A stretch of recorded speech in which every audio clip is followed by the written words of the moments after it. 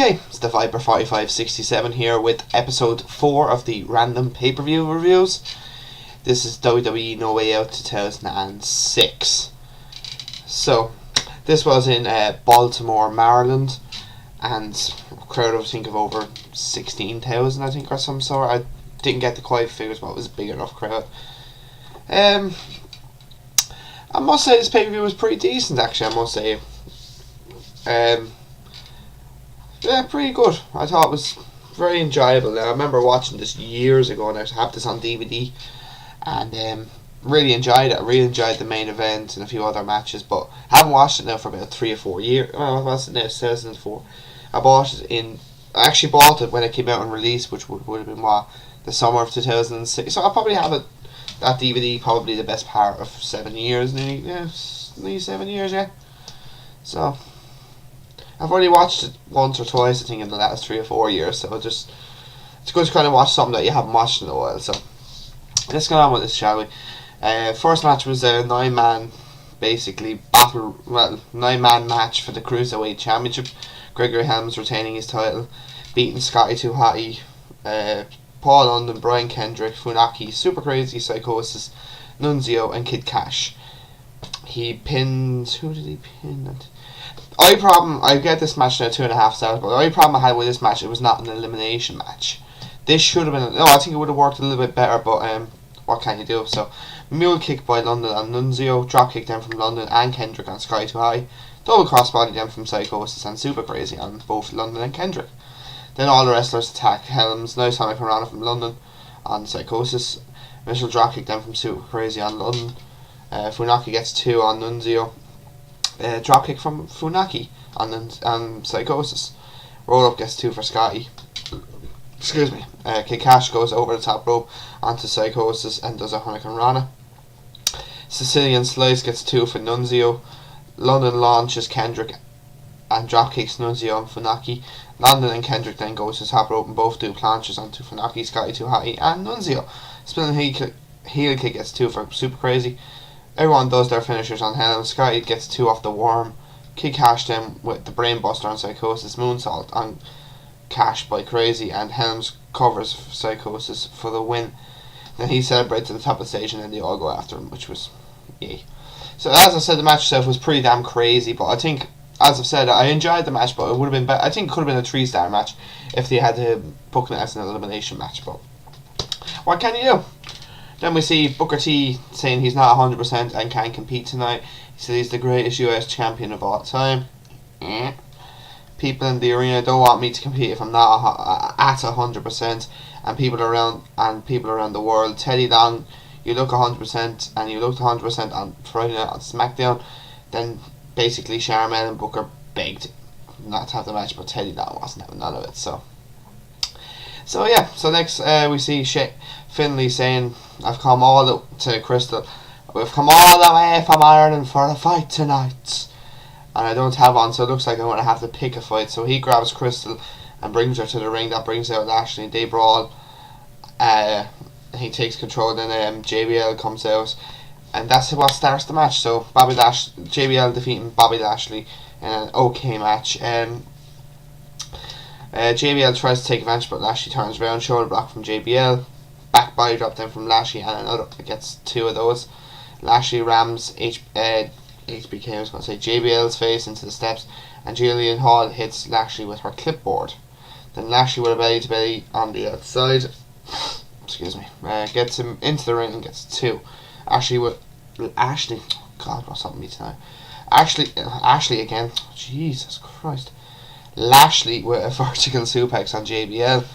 Then we hear JBL sucks chance. JBL goes to the top and does an elbow, which gets 2. Swinging neck breaker also from him. Let's go Lashley chance. About 3 elbows gets 2 for JBL. JBL then with a sleeper. JBL goes back to the top and jumps off, but Lashley grabs and does a power slam. 4 belly space suplexes from Lashley. T-bone suplex gets 2. Finlay comes out and throws the ring announcer into the ring to distract the ref. Finlay hits Lashley with the shillelagh, and a clothesline from Hell gets the win for JBL.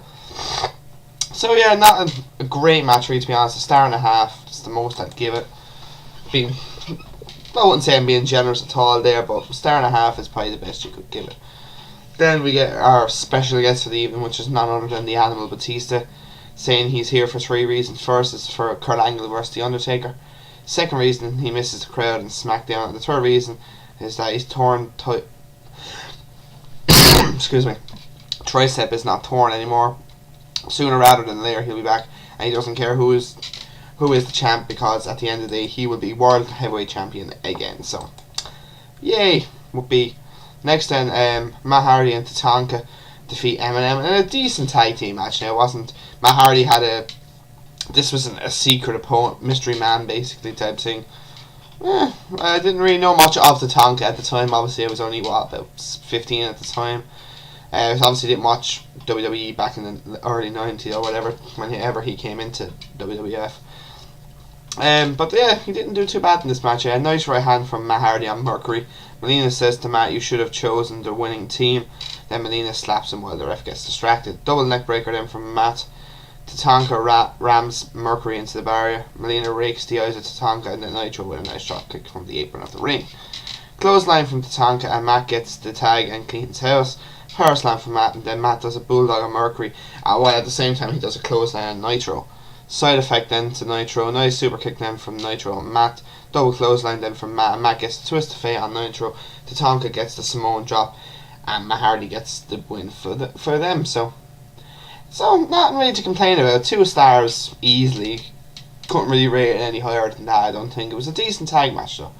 Really decent. Like, crowd were a bit dead in it, but then again they probably would have been anyway, to be fair. But other than that, yeah, so 2 stars. So what's next, shall we? Next match then is the United States Championship.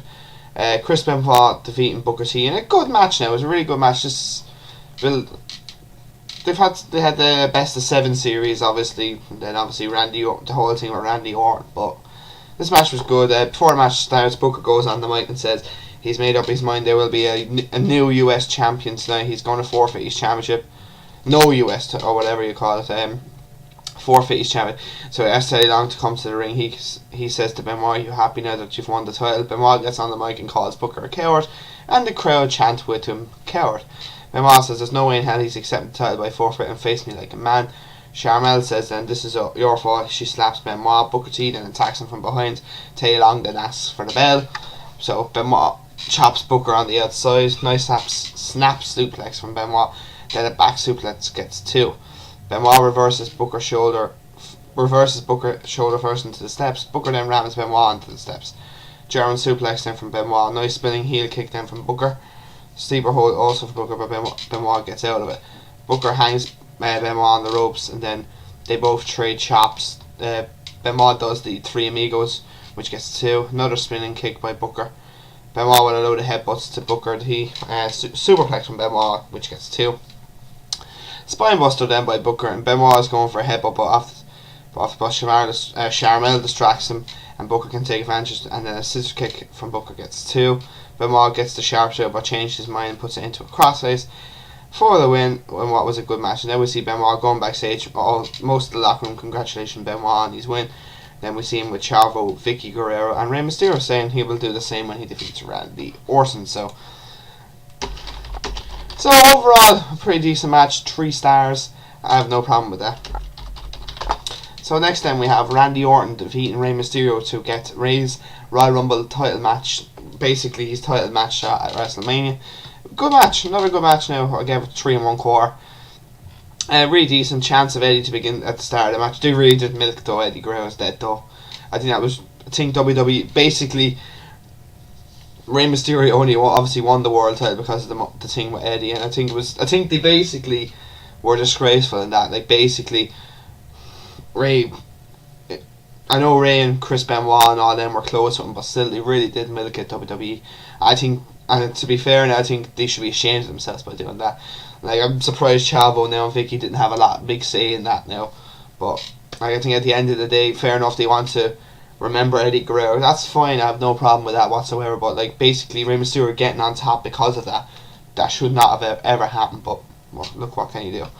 Nice bulldog gets 2 for Rey. Rey misses then a springboard crossbody. Orton tells the crowd to shut up. Orton mocks Rey by looking at the heavens, and then mocks Eddie, which I know, fair enough, Orton, like, his character does it, but still, at the end of the day, I don't know, I'm not really into that. I know it's cheap, basically, to get heat, but there's better ways to get heat. Nice uppercut from Orton, then a nice kick to the head from Ray. Ray goes for a senton, but Orton holds on. Orton rams him into the ring post. Arm first, that he works on the arm. Nice neck breaker from Orton, which gets 2. Orton stands on Ray's hand while his hand is on the steps. Gets him in the ring, that gets 2. Ray then with a drop toe hold onto the turnbuckle. Ray then with a sunset flip powerbomb, which gets 2. Nice spinning heel kick from Ray. A senton also from Ray, and then the next snap gets 2 for Ray. Ray goes then to the top and goes off the top, and Orton drop kicks him in midair, which was fucking awesome. Orton then goes for an RKO, but gets a drop kick. Ray goes for 619. Orton ducks. Orton rolls up Ray by holding the ropes to get the win. So, pretty good match. As I said, I'm not a big fan of what we're doing with obviously with the death of Eddie Guerrero, so kind of annoyed me in that part. But other than that, 3 1/4 stars. Nothing really bad about that match whatsoever. So now we're on to the main event for the World Heavyweight title. Kurt Angle defeating The Undertaker in a great match. Like, this was superb, I must say, really good. Let's get on with it, shall we? Because I want to get this video done. Where were we? Shoulder block from Taker. Taker starts to soften up the arm of Angle. Taker goes for old school, but before he can go up to the ropes again, Angle with a nice right hand, but Taker eventually gets old school in. The crowd are mixed. Some are for Taker, some are for Angle. I'd say more probably for Taker than Angle, but still. Taker goes for big boober. Angle ducks. Nice German suplex from Angle, which gets 2. Angle launches Taker into the barrier. Taker grabs Angle in midair, and Taker grabs Kurt Angle in midair, and Taker rams Angle's back into the ring post. Taker then with his signature elbows on the apron of the ring, and then the leg drop. Taker goes for a chokeslam, but Angle counters it by kicking the knees, and then focuses on the knee of Taker. Angle then rams the knee of Taker into the ring post twice. Angle then with the basically with the ring post figure 4 leg lock. Obviously shades of Bret the Hitman Hart on that one. Taker with a kick to the side of the face of Angle. Taker goes then for his signature leg drop again, but Kurt Angle grabs him and basically gets the ankle lock on the outside. Taker gets the Hell's Gate, or what was called at the time triangular lock choke. Taker rams Angle into the barrier. Taker launches Angle into the ring. And so basically the announcers where he was, and obviously then he lands on a chair. Taker goes for a right hand, but Angle slams Taker through the Spanish announce table, which was fucking awesome. Angle says to ref, "I will beat him in the ring instead of a count." Basically he swears also, but sorry about that, it's a fly I think or something. Where are we? Taker rams Kurt Angle's shoulder first into the steps. Taker goes to the top rope, and Angle runs up and does a bay-to-bay suplex off the top rope, which gets 2. Big boot then from Taker gets 2. Taker goes for a choke slam, but Angle counters it into the ankle lock. Taker then gets again the triangular choke again, but Angle rolls through to get the ankle lock again. Taker rolls through again. Taker with a choke slam, that gets 2. Taker again goes to the last rep, and Angle counts it again into another ankle lock. Angle saying, "Tap out, you son of a bitch," and Angle drags him into the corner, the centre, but Taker powers out. Angle slam gets 2. Angle takes down his straps. While he's doing that, Taker sits up. Taker goes for a tombstone again, counter Angles into the ankle lock and gets it into the figure 4 position. Another Angle slam, and then he goes for him, but Taker gets a triangle choke again. Angle's trying to hold on, but Angle's starting to fade. He rolls through. The ref gets 1, 2, 3. Angle wins because Taker's shoulders were down. So probably the best way you could do it, basically. Taker grabs Angle into the corner, and after the match he says, "I'm not done with you yet. I have your number." So, what the fuck is that? A moth. Fucking moths. Sorry. So yeah. So overall, a fantastic match. Really good. The ending, I didn't mind. I actually didn't really mind the ending. Really, I think it's probably the best they probably could have done with. Probably done with that. But other than that, nothing against that match. 4.5 stars, easily 4.5 stars. So overall, the pay-per-view, there wasn't a bad match in it. Probably the worst match was JBL and Bobby Lashley, but other than that, it wasn't that bad, to be quite honest. Like, so Like, the card was pretty solid. Like, SmackDown had some really good pay-per-views now. I'm just thinking that myself over the time they had their own pay-per-views. So, I think they did a lot better than Raw, if I'm being honest. Like, if you think of it throughout the years, like, SmackDown are probably done traditionally better. But, obviously, Raw is still always going to be the main show. So, yeah. So, overall, the pay-per-view score for this is 7.5 out of 10. I don't care if anyone thinks I'm over. I think this pay-per-view was pretty decent. No Way Out has always been decent. Have always been decent pay-per-views. So yeah. So this was episode 4 of this random pay-per-view. The next one will be again in 2 weeks, and obviously I don't know which one I'm going to do yet.